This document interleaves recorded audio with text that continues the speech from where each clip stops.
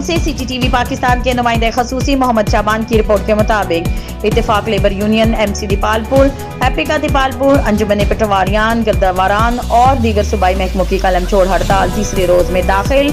Epica रहनुमा मियां नईम अहमद भुट्टा, सदर अंजुमन पटवारान चौधरी नवीद सकलैन, सेक्रेटरी जनरल मलक मोहम्मद सलीम ने एहतजाजी कैंप में मौजूद मुलाजमीन से खिताब करते हुए कहा कि पंजाब हुकूमत KPK सिंध बलोचिस्तान की तरह सूबाई मुलाजमीन के मुतालबात पूरे करे और वफाकी तर्ज पर मुलाजमीन की तनख्वाहों में इजाफा करे।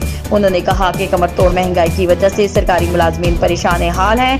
मुलाजमीन की तनख्वाहों में मौजूदा वक्त में इजाफा नागुज़ीर है। उन्होंने कहा कि सूबाई क़यादत का पंजाब के हज़ारों मुलाजमीन के हमरा सेक्रेटेरिएट के सामने फैसला कुन धरना जारी है। हम अपने जायज़ मुतालबात पूरे होने तक धरना ख़त्म नहीं करेंगे।